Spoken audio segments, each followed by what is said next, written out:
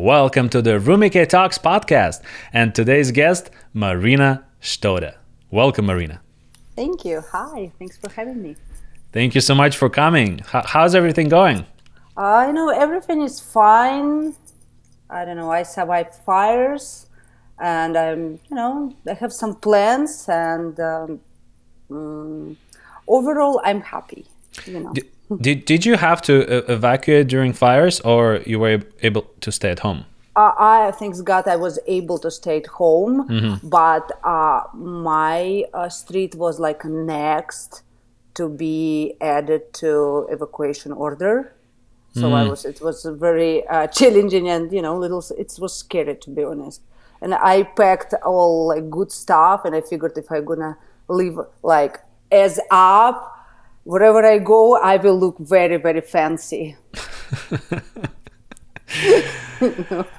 Yeah, I mean, that was pretty tough times for a lot of people, especially the ones who had to evacuate. But let's talk about your journey. Let's talk about how you came to be who you are right now. And I want to travel back in time to the first moment when you realized that you want to be an actor or you want to perform in front of the audience. Is there a particular moment that you remember that you can describe? I was about like around 12 years old, and I remember this moment very clear. I was in my room and I was like, I was listening to music and I danced just by myself, like at home. And I don't know from there, but this thought just come to my brain like I want to be an actress. I wanted to be heard. I don't know, I had so much to say, and I guess acting is a way to share your feelings through the character, of course. But anyway, it's a way to be seen, to be heard, to express yourself. Mm-hmm. What was some of the inspirations that you saw? Like, for example, back in the days, before cinema, before movies, before TV, it was theater. People were going to theater and watching performances of people acting roles, acting other people's lives in a sense. What was it for you? Was it a particular movie that you saw on TV or in the theater, or one of your family members maybe performed in front of you, or was there a particular influence that you had early on? I believe it's my father. I'm not from artistic family, but he is huge theater fan. And when I was little, since like 4 years old, he always was getting tickets to the theater to see, some fairy tales or whatever it is. And we was going like maybe every month, and I watched, and I remember like long time. It happened with me every time I went to see a play. When actors perform and they leave, right? And I always was wondering what's in there, where they going. And I really wanted to see that, to get behind the curtains. Yeah. Yeah, it's like in the Wizard of Oz. So you wanted to see like who's behind that big face, Yeah. And then when I finally get to my first theatrical play, like on professional stage, in like 16, actually, it's pretty early. It was even before my acting university. I got, invited to perform, and it was a humongous theater in Moscow, and we rehearsed in the room, and it was the first time for us to rehearse on stage before the play. And I remember this moment, and I never forget how that feels. I finally got there, and I felt what actors feel, like the lights and stage, and I finally find out what's behind the curtains. It's really nice. Yeah, that's a good memory.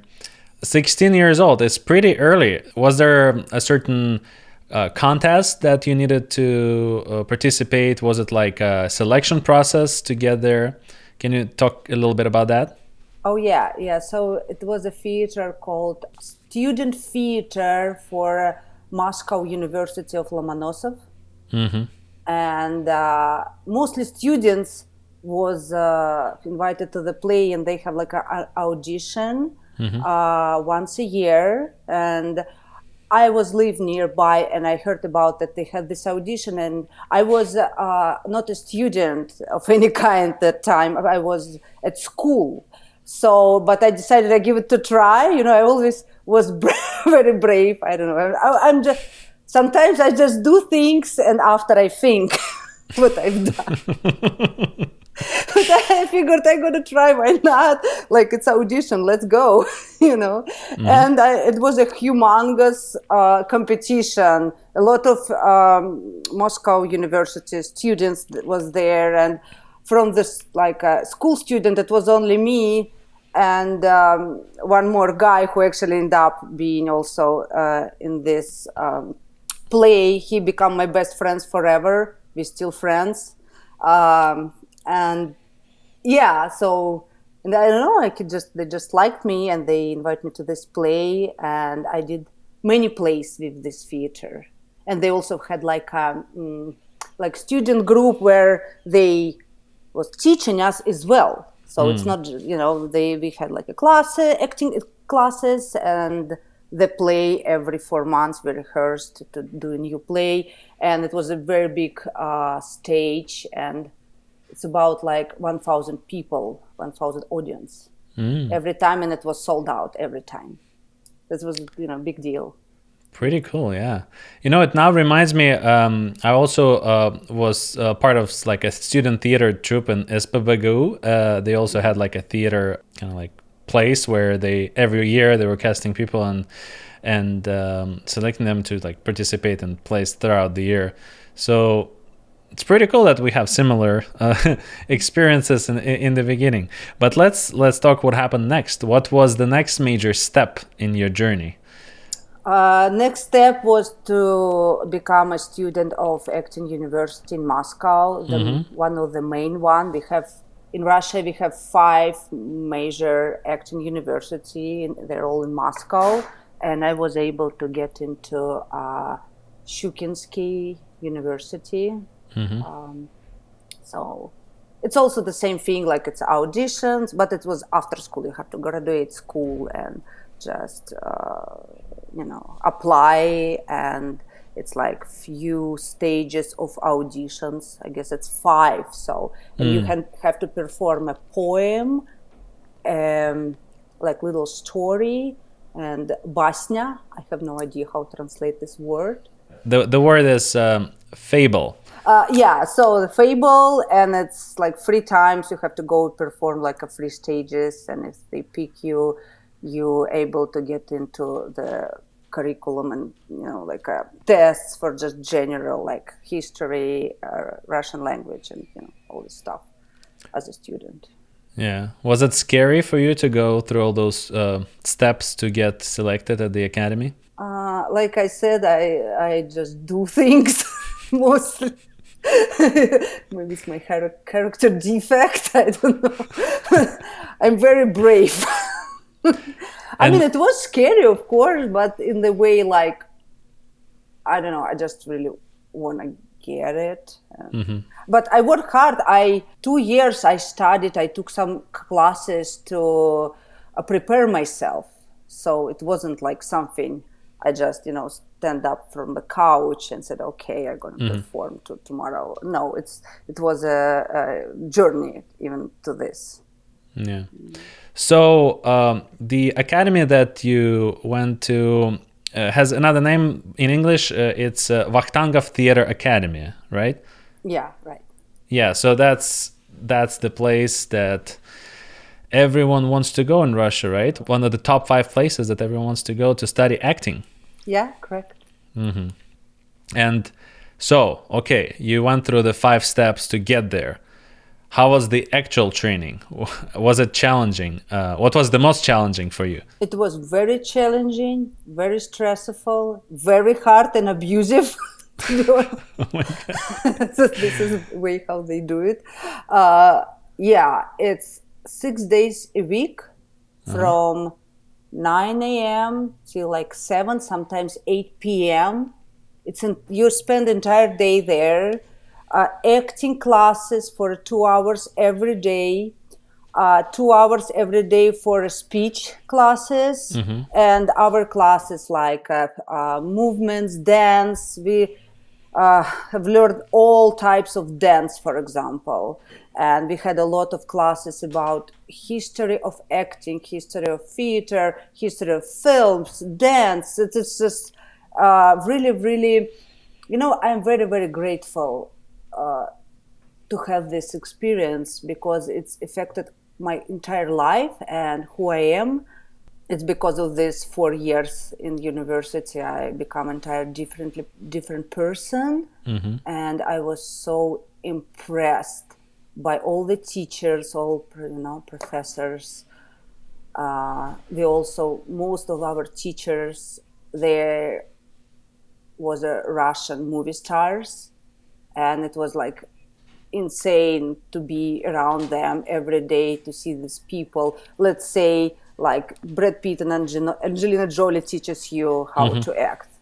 This is the level we had there.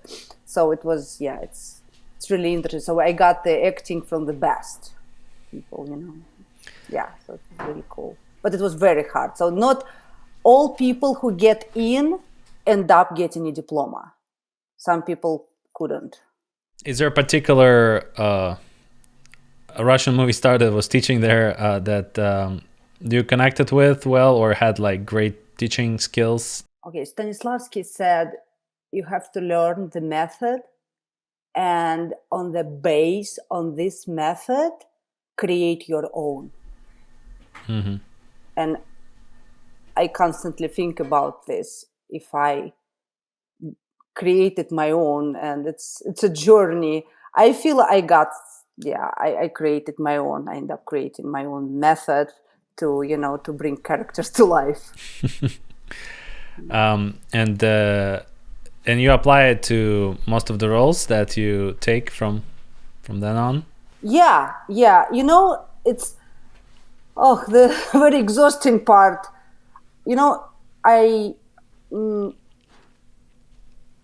In my life, I tried also different things, like photography or producing, even comedy that I do a lot right now. For me, I feel like the hardest thing on earth is acting. It's to act. Because there is no instrument, there is no tool. Let's say violinist, he has a violin to play on. An actor don't have anything. It's like your instrument is your body. Yes. And your like nerve system and your beliefs. And it's very hard. So I constantly work on myself till now. And I'm thinking, am I growing enough? Who I am? Like I constantly developing. You basically have to develop yourself. And because, we are aging, the 20 years old actress, it's different acting because of different experience, and you play different roles. In 40s, it's different. Let's say you have to play a mom, for example, or I don't know, FBI agent. It's kind of, it's a struggle, to be honest. It's very hard. So, what are some of the first roles that you start taking after you graduated the academy? My first theater was it's called Theater nearby Nikitskih Vorot. I have no idea how to translate this. So it's one of the famous theater in Moscow, and they invited me, and I got 4 parts in different plays there. One was for a very memorable one. It was a play for kids. It's Three Pigs. I'm not sure what's the name in English. Эти три поросенка. Yeah, I don't know exactly the name. Like Three Little Three Little Piggies. Piggies, I guess, because they have it in English, that the book, and it was really, really fun. I mean, all my friends who attend this play to see me was laughing, to be honest, because I was playing that little pig.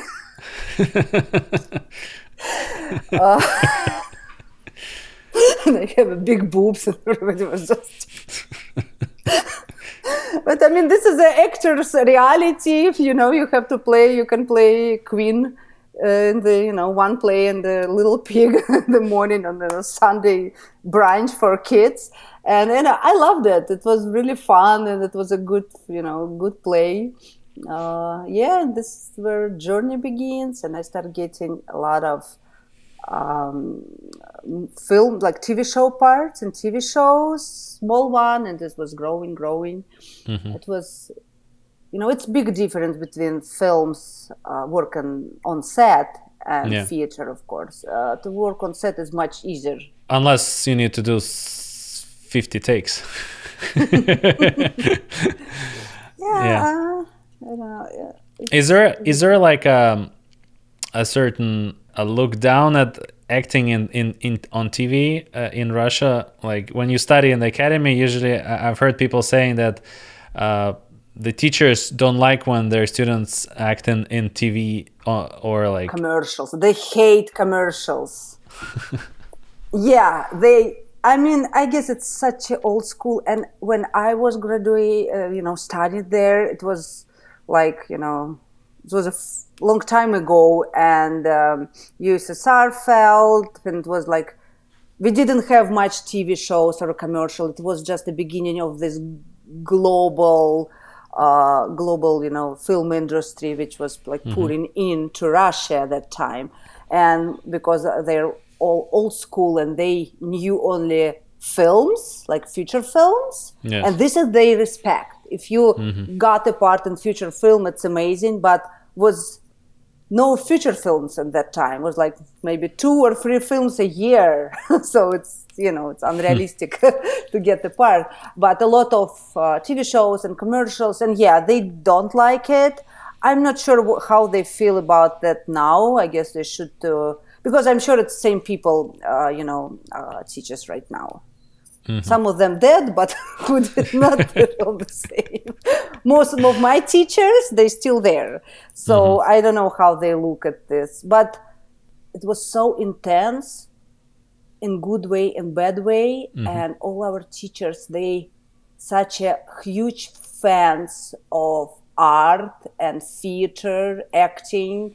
And they really want us to be there every day, so you can, dedicate yourself fully to this. Yes. And if you got a part in some TV show and you need to be on set for 2 months, so basically you're missing a lot. And this is what they really don't like. And sometimes it was a huge conflicts when some person got the part, and sometimes they just said you have to choose.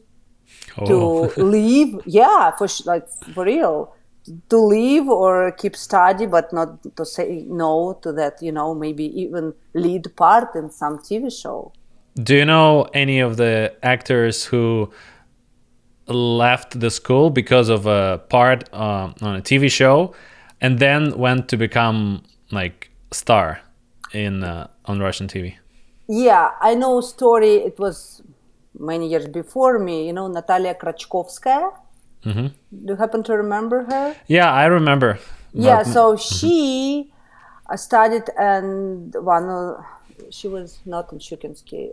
She was a geek. And she got her first part in the film on her second year, and it was a conflict, and the professor said, like a dean of university said, you have to choose. And she chose to go to be in this movie, and she became a superstar. You never know. Exactly. That's why they shouldn't be limiting people. So, what brought you to America? What was the, I guess, initial kick to come to America? Because it's not a decision that you make every day. Yeah, I had a nice life in Russia. And I never thought to immigrate for any reasons. And it just, I don't know, I guess it's something like on top of my understanding. I got invited to attend workshop in Ivana Chabak School here in Los Angeles in like 2013. And it was a really interesting story, you know, it's like a destiny to, I don't know. I never even thought to go to America because it's very far. Yeah. And the story is, one of my friends, she told me like, hey, my friend, some of her girlfriend moved to Los Angeles, and she said, do you want to go maybe in summertime to learn some English? I have that friend, she can show us around, it's so much fun. And I said, yeah, why not? You know, would be interested. And I applied for American touristic visa. And I got the visa. My friend, she ended up not going. She got some, you know, new business or so. And so I had this visa, but basically my trip was canceled. And like literally 2 weeks after I got the visa, my agent sent me the letter that Ivana Chabak planning a workshop. And all the spots already filled, but one person, her visa was denied, and they wanna, you know, they just need one person to add, and a lot of actors were sending their resume and reels to Ivana Chabak to pick that one person, and because I already had a visa as well, so they were looking for people who can go, because this workshop was in about like a month, so you know, it's a short period of time. And I sent my, resume and my acting reel, and she picked me. And I'm like, okay, I'm going. It was very, very, very quick. And when I flew here, I didn't even had a place to stay, because Airbnb that time was really slow. You know, you have to put the request, and we was trying to find the Airbnb, some apartment nearby the studio, and I didn't know LA at all. So I was flying and waiting for a reply from IMBD. I'm going. But the first hotel I stayed, so I spent a few nights in the hotel before I, got this apartment. It was in downtown, and it was really, really fun. It's called Billionary, like the Gold Hotel in downtown. And this was really, really, I don't know. This is where my American journey starts, and I loved everything about this city. And especially, of course, I loved Ivana Chabak. I feel she's my acting mom and in US, and she was the one who told me after the workshop done, she invited me to attend her regular groups, and she said, "You're so unique. You have to build your career here." I didn't listen, and I came back to Russia. Because I'm like. But yeah, and it happened so quick. I don't know how, but when I came back after this workshop, I ended up in horrible depression. I feel like I want to kill myself. I don't want to live anymore. I want to go back. This is my home. Like LA is my home, and especially the art. I got lucky in these months. I met so many people, some Russians who worked in the industry, some Americans, and I just loved how they do it here. And it's just that freedom, we have nice acting methods in Russia, yes, but I don't know, everybody's limited, and everybody's very stressed out, and I really like this freedom here. Like you can create whatever you want, and it's the city where most of the people, at any door you knock, they end up being producer, director, actor, singer, and I'm like, this is perfect place for me. Yeah. Yeah, and so here I am. Oh, that's amazing.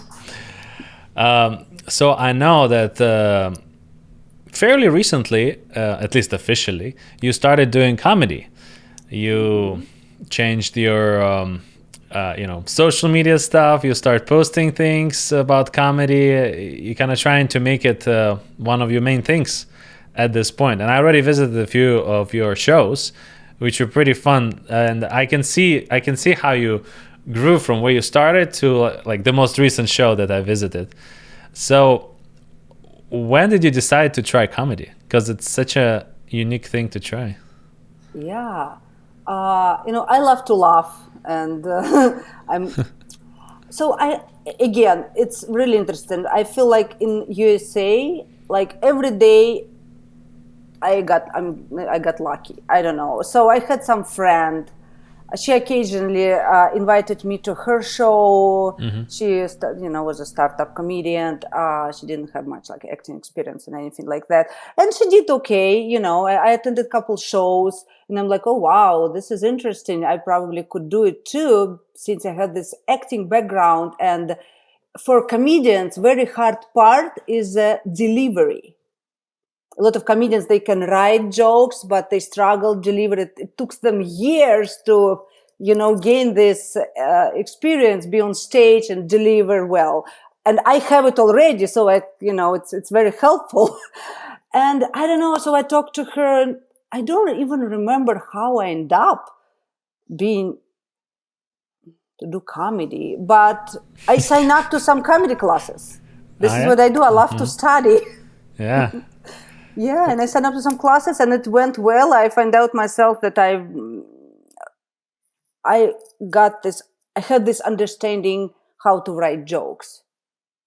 So I have this humor in me. I probably always had, but this teacher, she just the school called a Pretty Funny Woman, and it was really, really fun classes. And she's an amazing teacher, Lisa. She's just so clear. She developed comedy so clear. It was amazing. And I started there, and now I figured I can produce shows myself as well. And I'm producing shows time to time, and I'm planning to do more shows on like daily basis. I have a couple spots where I work with. So yeah, it's so much fun.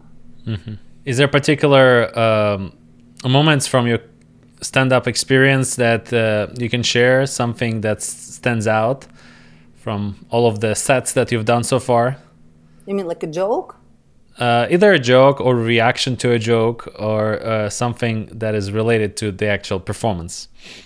What I love about comedy performance, that this connection with the audience, it's even stronger than you're on the stage with a play, because it's like immediate reaction. If you say joke and the joke works, people laugh, and it's telling you, oh, yeah, you're good. I don't have particular moment, because every time it's different. Every time audience is amazing, and it's so different. Like one of the comedians, it's not my joke, but they say, sometimes I am super funny, sometimes audience suck. Yeah. So yeah, I love it. I don't know. I guess my best joke.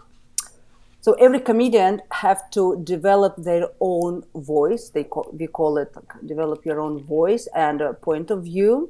And since I'm from Russia, it's obvious. So my point of view is like, Russian, so related to be of origin. And I guess the best joke I have, even it's like funny one. Everybody thinks that Russians drink vodka, but it's not true. We're also doing drugs. Yeah. Also, I add on, I always think, so being foreign is very fun. And when I meet some American people, they always like, it's a second thing they say to me, like, hi, I'm Marina, I'm from Russia. They said, oh, very nice to meet you. Vodka? So I'm like, why? Now I start thinking, like when I met an Indian girl recently, I'm like, oh, you're from India. Yoga. It's, what should I say?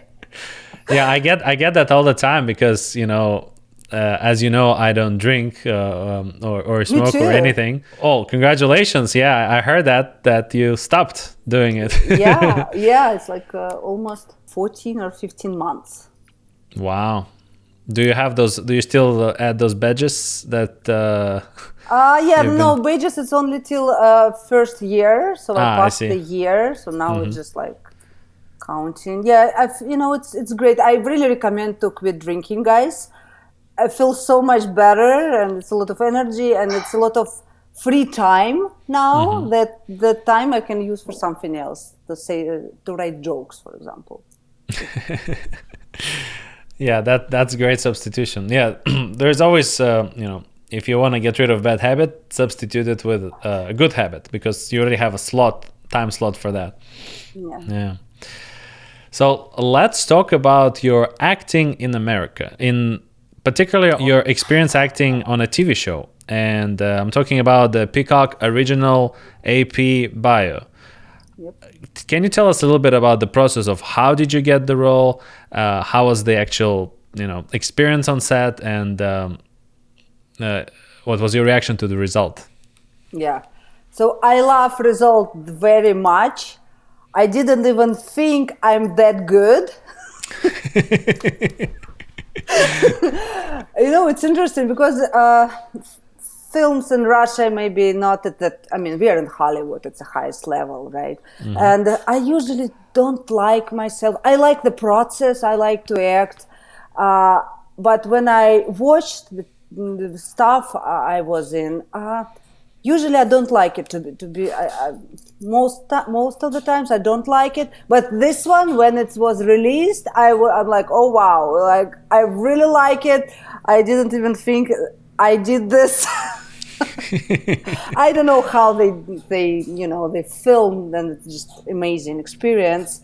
And my agent got me this audition, and it was before COVID, so I went in person. I was very busy that day. I mean, I memorized the lines. I didn't have time to rehearse anything. I just show up, honestly, without any makeup or hair done. I was just in the between of other stuff I do. And I did this audition. We did couple takes, and a couple days later, it was very quick turnaround. My agent called me. I was driving, and she asked me, Marina, are you sitting down? I'm like, I'm driving. And she said, you better stop. And she said, guess what? You got this part. I'm like, wow, this is... Yeah, it was. I was very happy because it's it's like A-list show, and also the amazing thing that I actually watched this TV show first and second season, entire first and second season. I wish and I like this TV show, and I never even could think I can be the part of it. This is also it's nice. Oh, that's so you were watching this show without like even applying for the role or auditioning for the role. Even before, like a year before or something. Yeah. Wow. Well, that's destiny for sure. Yeah. Crazy. Yeah, that's amazing. Yeah, the process was also very different between what I had in Russia. Here, it feels like we are, getting into space or something. It's a lot of people, and it's, everybody's focused and very detailed. It's a lot of takes. Yes, it's a lot of takes. I don't think they need that much, but I guess the result is worth it. Yeah, for sure. Yeah, I've seen it. It's amazing. I was impressed. Great job. Thank you. You do a lot of stuff. You produce, you act, write jokes, transfer yourself from Russia to America. How do you recharge? How do you find time to relax and refresh yourself to get new ideas? It's a quote, I believe, from Oscar Wilde. They say, find the job that you like, and you're not going to work a single day. Mm-hmm. So this is my story for sure. When I have some project and I like it, there is nothing to recharge. It gives me more and more energy. More I do, more energy I'm getting. And when it's a slow time, this is the time where I need to shake it up and basically recharge to, get into something cool again. So, yeah, I don't think I love watching TV shows. I love watch stuff. I love, Yeah. This is what I do a lot, like in the evening before sleep time. Some, like I start liking drama to watch. I guess because it's just, it's like slow and is it putting you to sleep. No offense. Well, let me ask this. What are your thoughts on the artificial intelligence in the entertainment industry, particularly as an actor or a comedian? Oh, I love this question. Thank you. It's a great question. I mean, no one can replace the real person and real emotions because, good actors or good comedians, we bring our soul to frame. And I love AI. I love ChatGPT. Yes, it's doing amazing stuff, and it's because I'm so lazy and I don't like to think. You like to act. I like to act, yes. So just write something for me. I'm gonna memorize. But because I also own a kids entertainment company for birthday parties, so I need to create time to time some advertisement text or addition to website or some descriptions or so some stuff. And now I can just ask ChatGPT. And this is amazing, honestly, but I feel like maybe it's dangerous because people will get used to not use their brain, like creative part. This is a concern for me, but in acting, yeah, I mean, imagine they're gonna duplicate all movie stars that is, work right now, like Leonardo DiCaprio or Al Pacino. So basically they can act forever, then gonna die, but they can, use this. It's weird. Yeah, it is. It is. Yeah, but as a producer, I would love to use, if I would produce a big movie with a lot of background actors, for example. I know it's, a lot of actors do background job to gain an experience. It's also good income and it's helpful to build a career. But as a producer, of course, I would replace them with AI because you don't need to feed all these people. But, maybe it's good to compromise. Yeah, sometimes I think to myself, yes, there are great films. There are amazing, incredible films that go on to win Oscars and other prestigious awards. But then there is a lot of movies that I consider trash. If AI replaces those movies, I don't think we will notice the difference. If anything, I feel like they might be a little better than those trashy films.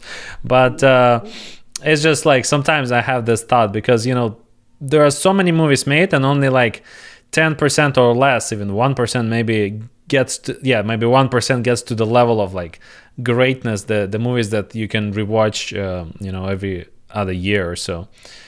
But definitely, I look at it as a tool. It's a tool, and you can either abuse it or you can use it to your advantage to create something new, something that we've never seen before that still existed. I love it. Yeah, agree. So, feature films versus TV shows. Which one do you think is better as a job, let's say as an actor, and which one? What do you think is the future of both? Nowadays, the TV shows looks like it's a really future, especially because nowadays people don't really want to go to the theater for different reasons, and of course pandemic affected this, and now we get used to, instead of personal meetings we do Zoom, instead of go to theater we're just gonna watch it on our TV, and technology now is incredible. You can get professional sound as in theater, and you can get a humongous TV. So I become lazy too. So, and TV shows, I would say as a producer, TV shows is easy. So because you need to, even for actors, TV show for me was always, I loved it because I create character once, and from episode to episode, I basically do the same thing. This developing same character. And the film, it's a short period. Film, it's a short period of shoot days, and it's like 1 month, and the character is done. In TV show, you can use it for 10 years. So it's easier, and I guess for producers too, because the idea for TV shows, it's the same thing. Like you create it once, and you can just add things to it, and wherever it goes. Well, it seems like TV shows is the future, from what you're saying, and it could be. Yeah, at this point particularly, I think it is the majority, and that's what people watching. That's what people talking about a lot, unless it's an Oscar season and there are some movies that everyone needs to watch before that. Is there a particular movie or a TV show that you kind of like obsessed with? The film Babylon. Babylon. Yeah, with the Brad Pitt. Yeah, it's all like Margot Robbie is there. This is incredible. It's an incredible film, and since I'm, I love Hollywood, I love everything related to Hollywood. It was really, really cool I really enjoyed it to watch it. I would say my favorite TV show is Breaking Bad. Yeah. Well, those are good. Those are great answers. Yeah, for sure. I can relate to both. Yeah, that's a, epic in a sense. Babylon though is like an unusual answer. I watched it and I loved it, but it's not on a lot of people's minds for some reason. But it's a great movie. Yeah. It's like artistic movie for sure. I would say it's a piece of art. It's not really a film. For sure.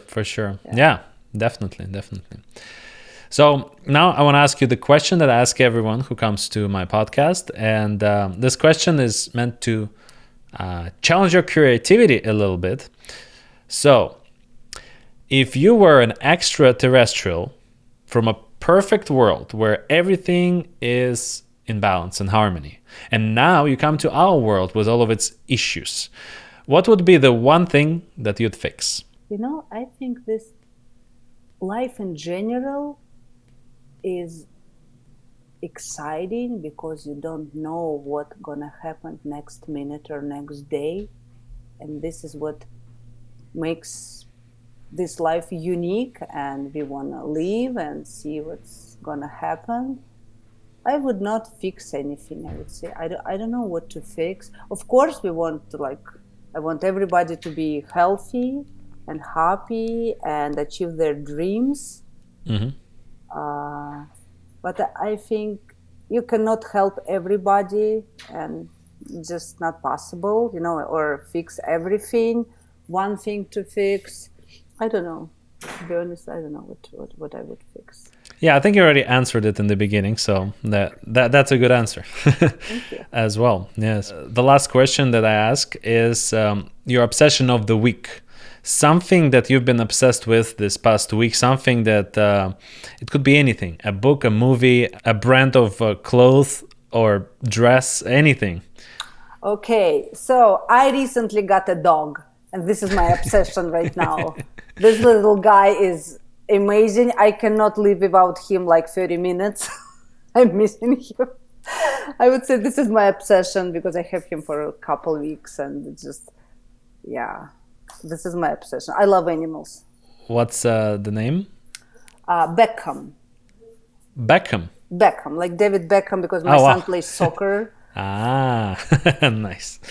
Yeah. I saw the picture of the dog. It's the cutest dog I've ever seen, I think. Thank you. So is there anything else that you'd like to add? Anything where can people find you on socials? Oh, sure. You can find me on Instagram, Marina Shtoda Comedy. I also have a YouTube channel called Marina Shtoda Comedy. It's very original. And please follow me, and I will announce some upcoming shows soon. All right. Sounds good. Well, so and thank you so much for having me. I enjoyed the time with you, Konstantin, and thanks for that amazing questions. That's really cool. Thank you, and good luck to your channel. thank you so much, Marina.